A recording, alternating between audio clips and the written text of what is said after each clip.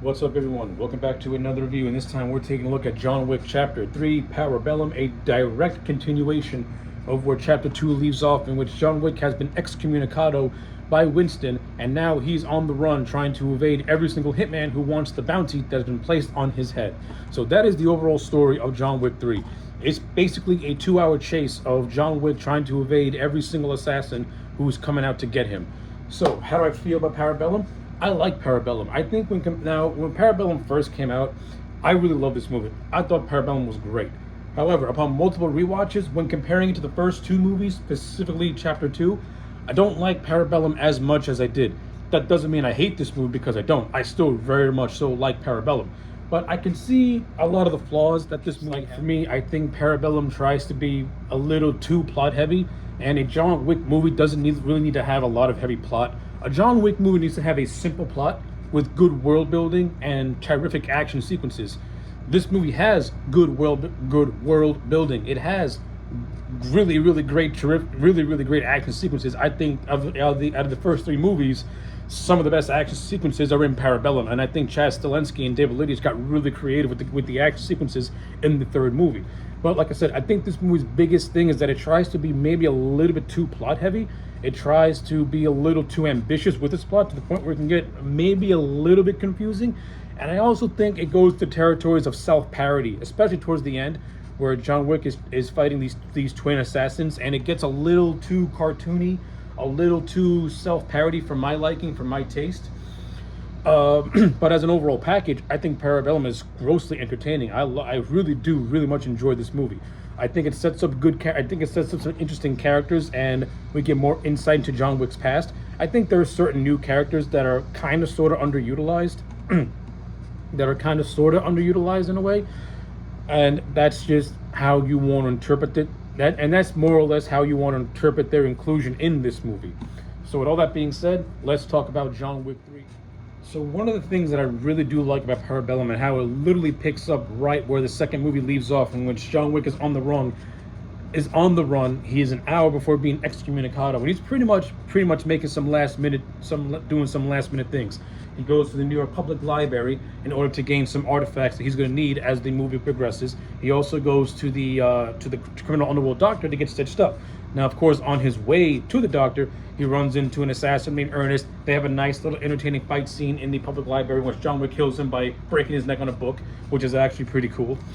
And then, of course, once he gets to the doctor in mid precision, the doctor has to stop because the hour goes up, forcing John to pretty much finish the operation, his self-operation, on pretty much without any assistance from the criminal underworld doctor. Now, of course, once he gets out of the doctor, he meets more assassins that he quickly dispatches. And all this happens as he's trying to make his way to the Ruski Romana crime family, run by this character known as the director, played by Angelica Houston. And it's in this section of the movie where we get some insight and some more history into John Wick's backstory.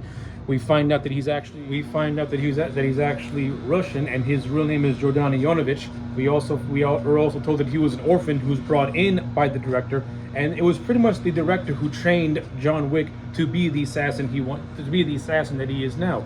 And I like how this is not told through us through like elongated flashback scenes that grind the movie to a halt.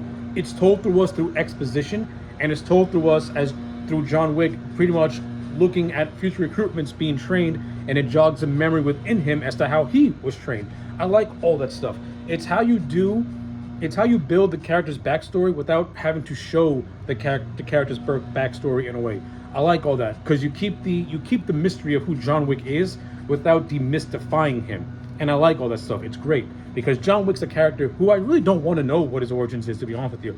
The little pieces of information I get is all that I need in terms of who John Wick is and how John Wick came to be. I don't need to know who John Wick's birth parents were or anything like that. I don't really care for that sort of thing. John Wick is a character who works mostly as an urban legend. And the little you know about him, the more interesting he really is. And I like all that stuff. And Part 3 does a really good job at giving us some tidbits without demystifying him. I like all that stuff. It's great. I also like the rules of the Ruska Romana that the director has implemented. So basically, John Wick has got this crucifix, and this crucifix acts as a ticket, so to speak, in which once this ticket gets ripped, you're pretty much no longer, the director is no longer bound to you in a way. It's kind of similar to how the blood oath is, in which you are honored by this blood oath. The ticket basically is John Wick saying, like, I have a ticket, which means I am owed anything I want from you. And of course, the director having to honor her own rules, even despite John Wick being excommunicado, she still honors the rules, and she breaks John Wick's ticket. And of course, John Wick wants to go to Casablanca. Now, while John Wick is in Casablanca, he's there for a reason. He hooks up with a character named Sophie, who is played by Halle Berry, who is the manager of the Moroccan Continental. Now, since John Wick has been excommunicadoed, Sophie cannot help John Wick. However, there's a little bit of a thing. John Wick has got Sophie bound to a blood oath because previously John Wick had helped Sophie hide her daughter from being killed. So now Sophie, bound by the blood oath, has to help John Wick get to the Elder. And the reason why John Wick wants to get to the Elder is because he wants to live, and he wants to be pardoned and be reinstated. And of course, after John Wick and Sophie take on a bunch of assassins and really cool action sequences in Morocco, they eventually go to the desert where John Wick meets the Elder, and John Wick sacrifices his wedding ring to the Elder in order to be forgiven by the High Table and be reinstated. And this is what sets John Wick to go back. This is what sets John Wick back to New York, because under orders from the Elder, in order for John Wick to be fully re-embraced by the High Table, he needs to kill Winston. And this is what sets John Wick back to New York, back to Manhattan, where Winston is dealing with his own problems with this character known as the Agitator, who has been sent by the High Table to pretty much decommission the Continental and to pretty much force the Bowery King to give up his title, since both these men played a hand in helping John Wick kill Santino in the previous movie. Now, Winston, he's from the old school. He doesn't fully comply, and neither does the Bowery King. Of course, the Bowery King pays for it by getting 7 slashes. And I like how it's a callback to him giving 7 bullets to John Wick in the previous movie. I thought that was actually pretty cool. And of course, he gets his face slashed by this new character called Zero, played by Mark Dacascos, who is this Japanese assassin who the Agitator has pretty much hired to kill John Wick, since John Wick has killed basically everyone else up to this point. So the whole thing with the Agitator, I think it's okay. I don't really care for this section of the movie. I think it kind of slows the movie down in a way. I think the actress who plays the Agitator is trying maybe a little too hard to come across as intimidating.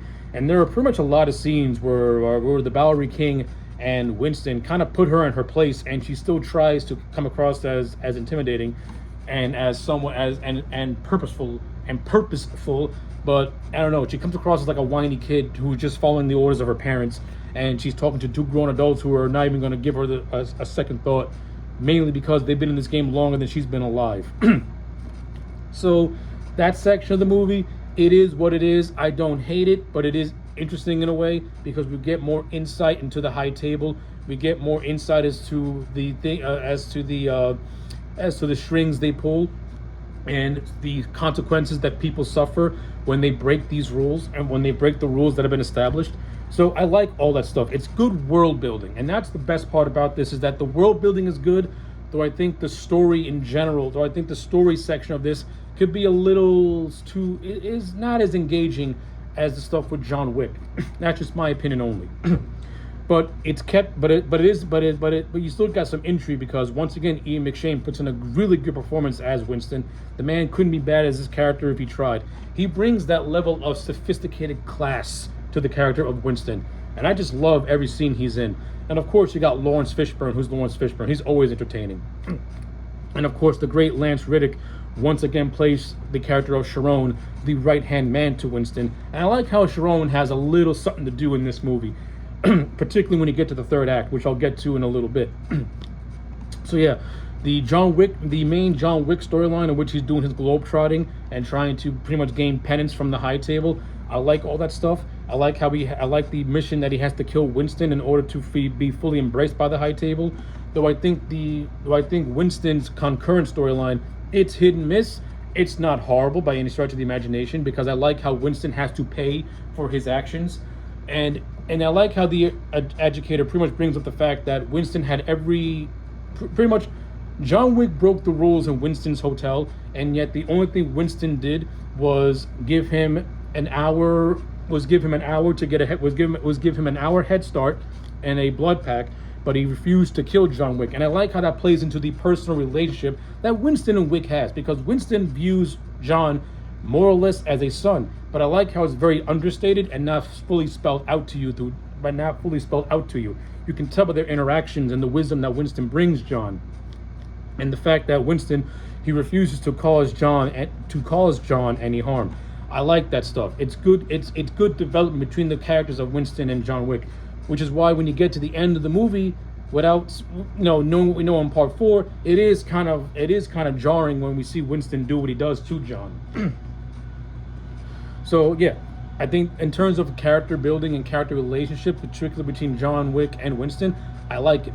Even though they don't get enough, even though the screen time does not come to the end of the movie, it's still great because it's expanded upon through dialogue and how certain characters view their relationship together. I like that stuff. And that stuff is always good for me, in a way. In terms of the character of Zero, I actually like Mark Dacascos in the role. He brings that badassery that he's known for, and a lot of the fight scenes that he has with John are actually very entertaining and very well choreographed. Like Mark Dacascos in real life, he's a trained martial artist, and he looks good doing it. And Keanu Reeves, he's no stranger to that as well, because he's also trained in martial arts. So the two of them having a fight scene together was actually really cool. And I'm not gonna lie, I kind of like the scene where Zero fanboys for John Wick while they're in the Continental. I thought that was actually pretty funny. Like, John, I'm a real big fan of yours. I thought that was actually pretty funny and pretty amusing. But I also gotta label it as a flaw, because that's the first sign of these movies going into self-parody in a way. And that really happens when John Wick is fighting these twins in this mirror room, in this glass room, so to speak. And it comes across as self-parody in a way, because these twins, they keep fanboying out for John Wick, and the fight keeps stopping because they keep allowing John to reset himself and then resume the fight all over again.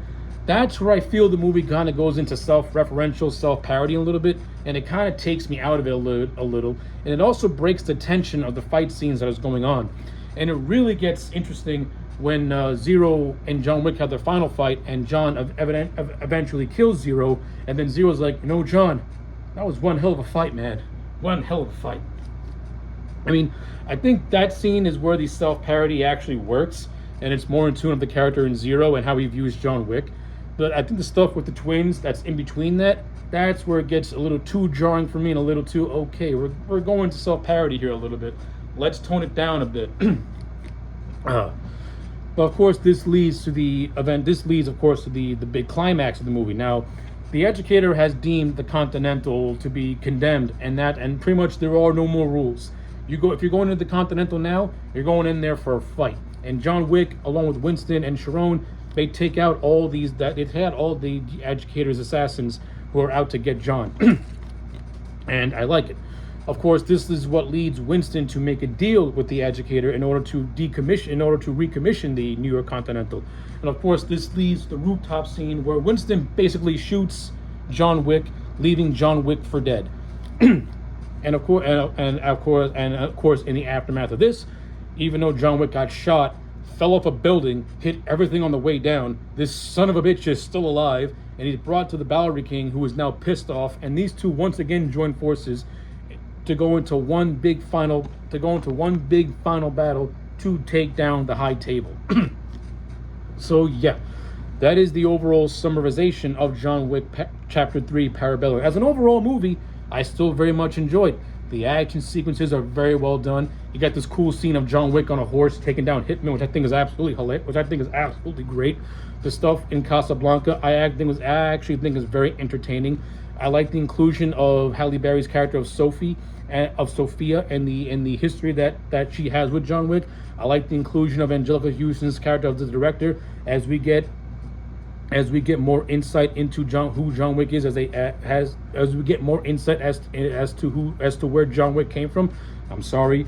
We also get the introduction of the character of Rooney, who is a ballerina being trained by the director. And if you're familiar with the coming and goings of the John Wick franchise, the upcoming spin-off movie known as The Ballerina is being made as we speak, which is going to be an expansion of the character of Rooney. that was introduced in this movie, and that ballerina is supposed to be the bridge between John Wick Chapter 3 and 4. So I'm very curious as to how that movie's going to play out. But we get that set up right, in this movie without it taken away from the overall narrative. So I like it. Once again, I like the world building of this movie. I like how we get to see more of the high table with the elder and with the adjudicator. And even though I'm not overly enthralled about Winston's subplot with the adjudicator, the expansion of his character I really like. The expansion of the Bowery King's character I like, and how he and John Wick are going to team up in the fourth, and how he and John Wick are going to form yet another alliance. This time to take down the entire high table. So I like how this movie it told a self-contained story for the most part, but obviously it leaves it open but obviously it's a cliffhanger ending that leads right into John Wick 4. So, with all that being said, I'm gonna give John Wick Chapter 3 Parabellum a solid. I'm gonna give this movie a 9 out of 10. I still very much enjoy this movie, very much love it a lot. Even though I'm not overly thrilled about some aspects of this movie, it doesn't take away from my overall enjoyment factor of it, because I still very much love this movie. I still get tons of enjoyment when I watch it. It has the best action sequences. I think it has the best world building. I think the movie tries to be a little bit too plot heavy for its own good. But as an overall package, it's a John Wick movie. It gets the job done, which is why a 9 out of 10 is the best grade I can give it. So yeah, those are my thoughts on John Wick Chapter 3 Parabellum. Let me know your thoughts in the comment sections down below. Like the video and subscribe, and I'll check you back next time for more.